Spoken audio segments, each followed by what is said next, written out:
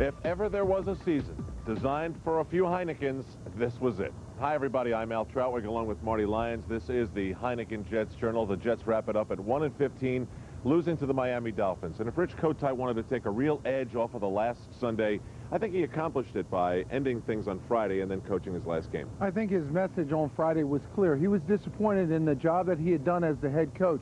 He was disappointed, frustrated for the fans, frustrated for Mr. Hess. And I think, Marty, now there's all that anticipation that comes with fans that look forward to change, and they want to know, will it be a coach, general manager? Will it be two men? What will it be? What do you think? I think it has to be two separate positions. The GM one, head coach the other. And I think that what you have to do is you have to look at the big picture. Shop the free agent market. Go out and get the best available head coach that can turn this organization around, not for 2 years, not for 3 years, but for 5, 10 years down the line. I'm looking for a word that's like a sampling of opinion from all over the place. Many different topics, wide-ranging. Potpourri? That'll work. A potpourri of ideas from Jets World.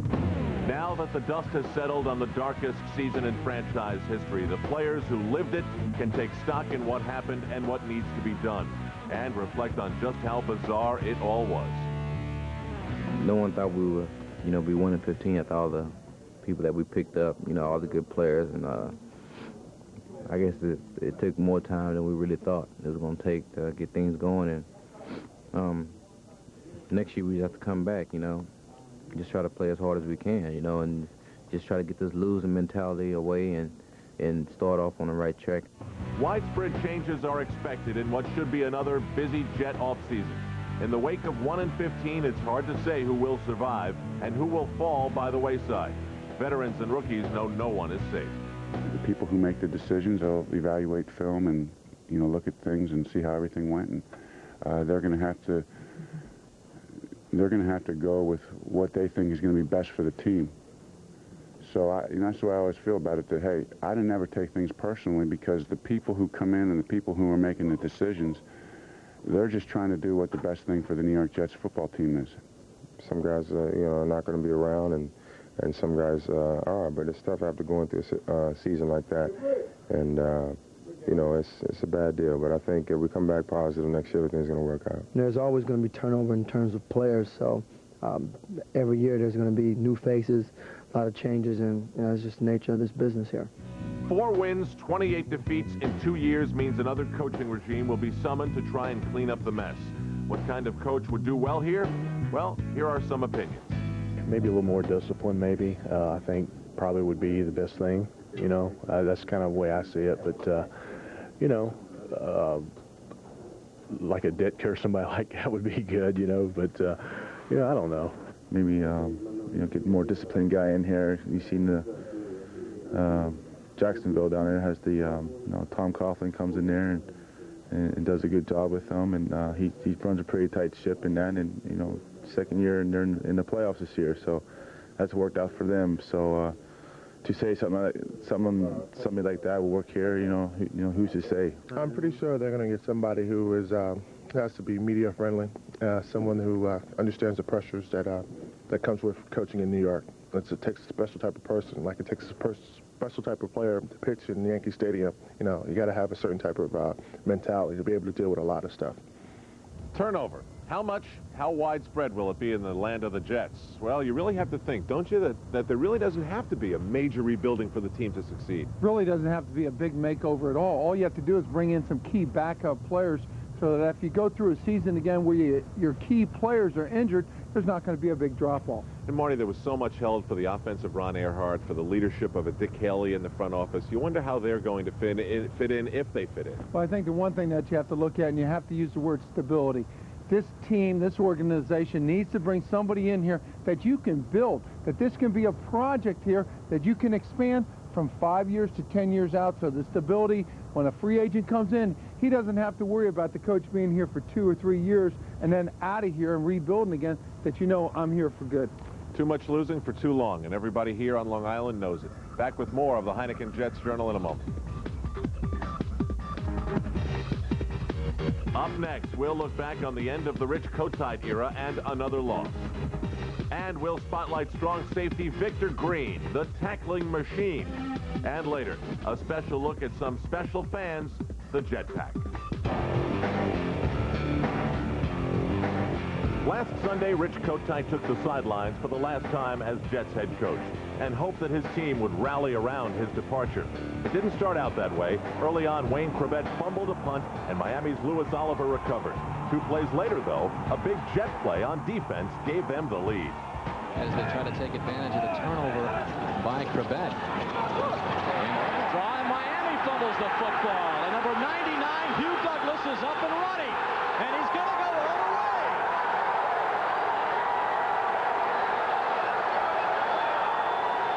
On their next drive, the Jets marched down the field. Glenn Foley found Webster Slaughter down the sideline for 24 yards. 8 plays later, Gang Green completed an 11-play drive. Adrian Murrell looking for the goal line. Murrell is in for the score. Late in the second, with the Jets up 14-zip, Miami had 4th and goal at the 1. Chad Cascadden batted down Dan Marino's pass. Great goal line stand, right? Wrong. Holding on, Ray Mickens gave the Dolphins another crack, and they took advantage. For Miami in this marathon drive. And they get the touchdown finally. It's O.J. McDuffie. Marino came out firing in the second half. This rope found the arms of Fred Barnett for a 33-yard touchdown connection to tie the score at 14. But the Jets answered back. Foley found Keyshawn Johnson for 20 yards down to the Miami 12. 3 plays later, the home team reclaimed the lead. Jets 3 of 8 on third down. They need 9 on this one. And that was Kyle Brady who come up with a touchdown there. Sean Wooden nearly picked it off. On Miami's next drive, another Jet mistake. After Marino hooked up with Troy Drayton for 15, Victor Green followed him out of bounds and was assessed a personal foul for 15 yards. 5 plays later, Miami evened things up again. Pitch. Turns the ball. Inside the 10. Is he going to get in? Yes! After a Dolphin field goal gave them a 3-point lead, Marino was picked off by Aaron Glenn at midfield. Wait a minute. Glenn was called for holding, and the Dolphins kept the ball. 2 plays later, Marino hit the jackpot. 2nd and 20.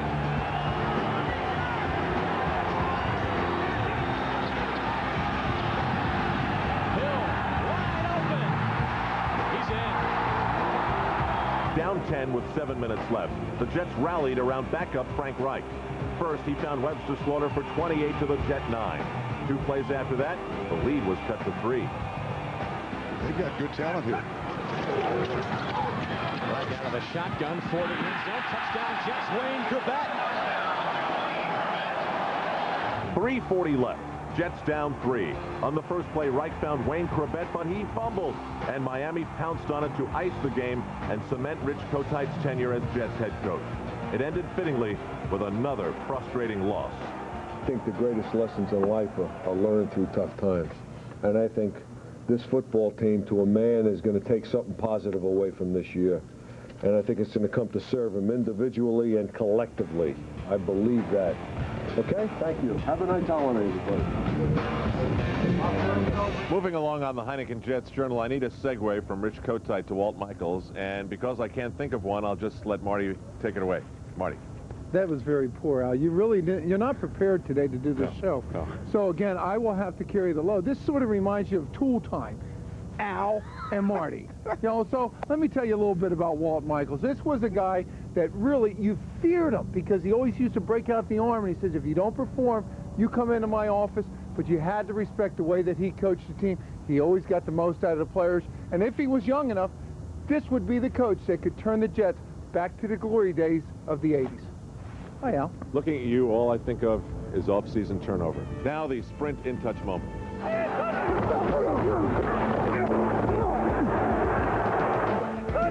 Walt Michaels spent 17 seasons on the Jets sideline as coach, 6 of those in the head position.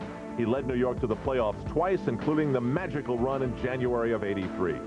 14 years removed, Michaels hopes Jet fans look back with great appreciation at the last glory days of the green and white. I'd like them to remember people like the Sack Exchange, like Marvin Powell, who you'll rarely remember an offensive tackle who just about blocked everyone, who could grade out a 90, 95 for a season. Contrary to what a lot of people used to say about Chris Ward holding too much. Chris, when he had to, I think I like to remember with Lyle Alzado blocking him as the Raiders, with Alzado getting so mad he tore his helmet off and Chris laughing. So I'd like to remember a Phil McNeil who got 1,000 yards and stayed here and was just about had the record for rushing in a playoff game. I'd like to remember a Wesley Walker who very easily could have been Hall of Fame material, but you got to win the Super Bowl to get there, or you got to be right in that game in order to do those things. I like to remember Lance Mel, who came up with 2 big interceptions in a playoff game in Los Angeles against the Raiders. In regard to Richard Todd, a lot of people said, you couldn't do it with him. Well, I saw a lot of quarterbacks in the Super Bowl that aren't going to be in the Hall of Fame. And Richard was adequate with the people we had. He was good when he was guided properly, when he had the things to do he had to. But again, that's the nature of the game. You come along, you start, you play, you do well, you fall back.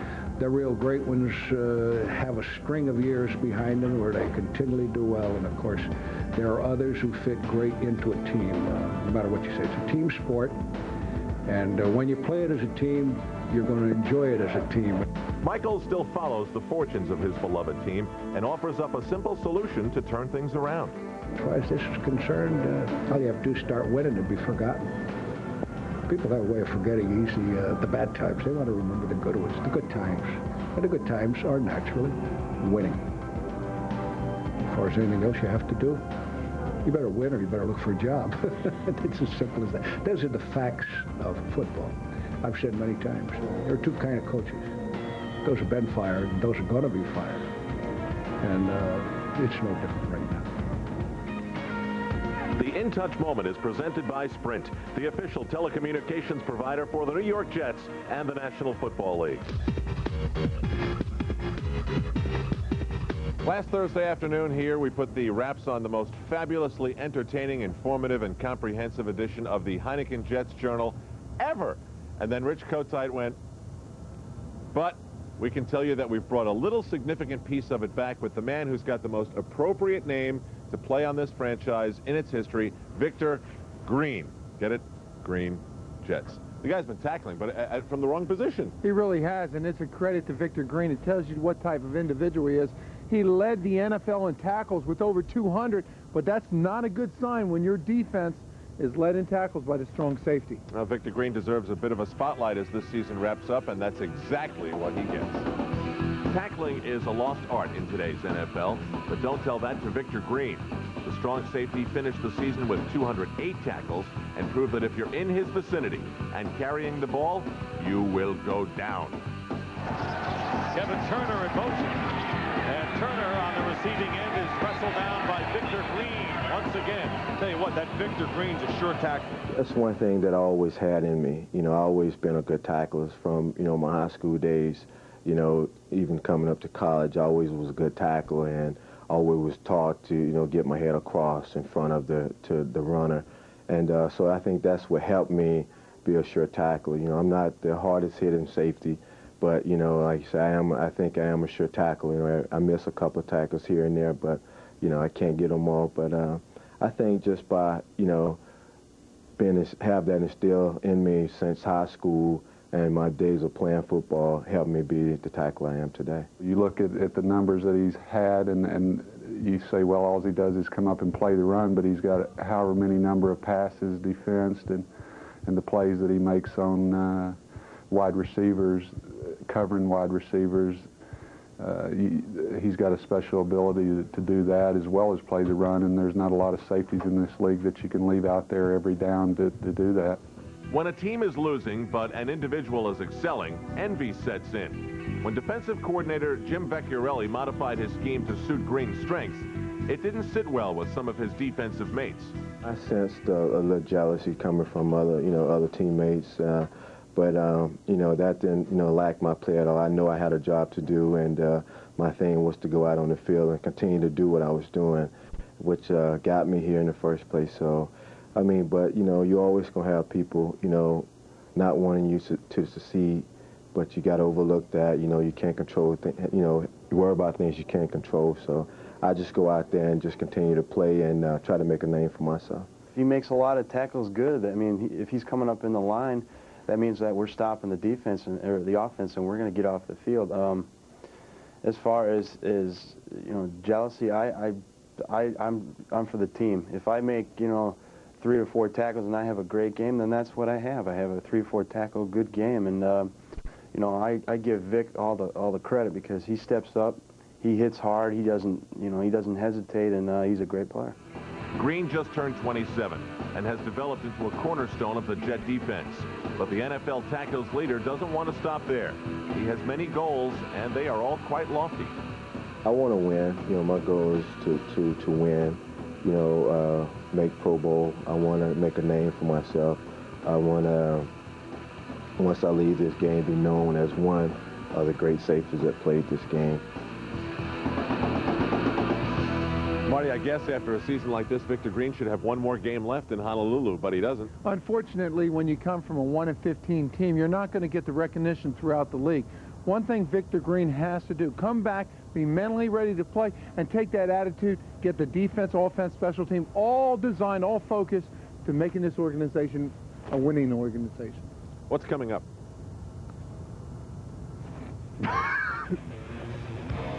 Yeah, 1-15 affects us too.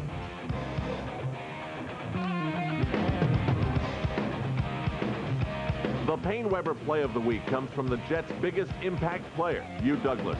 Number 99 picked up a fumble caused by a Matt Brock hit and was off to the races. He rumbled 62 yards for his first touchdown of his career and gave the Jets and their fans some fleeting happiness.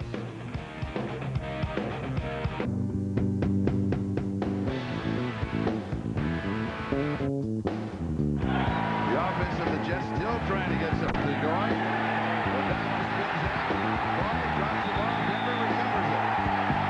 This is what's called worst-case scenario start for Neil O'Donnell in this Jets offense.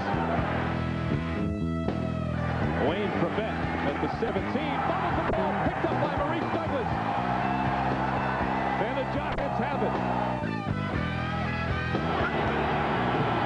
O'Donnell, fade pattern. Keyshawn Johnson caught. Touchdown, flag down. Did you see a signal go up? I didn't see a signal, hand signal go up. It has been ruled that the ball was intercepted by number 25. Oh, my goodness. What? Big hole on the right side. Murrell breaks it clean. He's to the 40, the 30, 15, cuts back at the 5 and is down at the 2-yard line. They have found a way not to lose and found a way to win a ball game all in the same day. Myers in motion. Bledsoe with all kinds of time. Fires, touchdown! Keith Myers in the back of the end zone has given the Patriots the lead. Right in trouble throwing, and it is tipped away, incomplete. Denver's pass is intercepted by Aaron Glenn. That's an easy Jet touchdown. And the pass intercepted by Zordich. Pressure on Denver. The pass, Irving Pryor. Touchdown, Philly.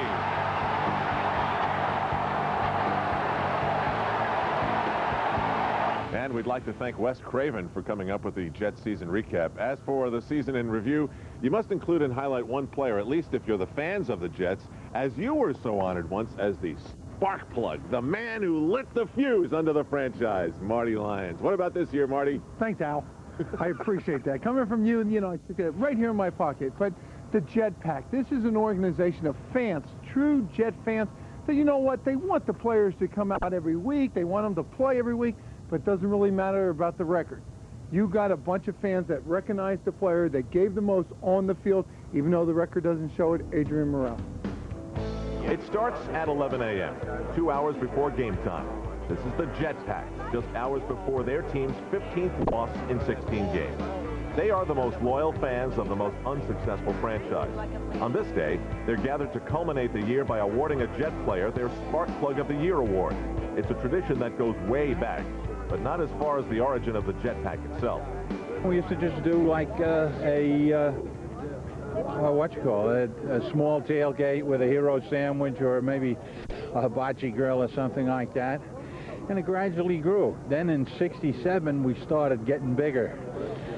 We ran a sit-down dinner for the women, not too long after that. And they decided that they'd start coming. We had a filet mignon for them in a parking lot with Cherry's Jubilee, etc. on a Monday night game. And they became enamored suddenly with going to sporting events. And the thing grew, so now that we have a lot of women in the group.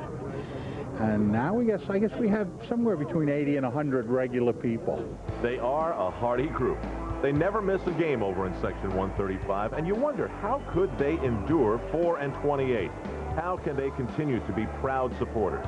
Home and away, they're always there. Why?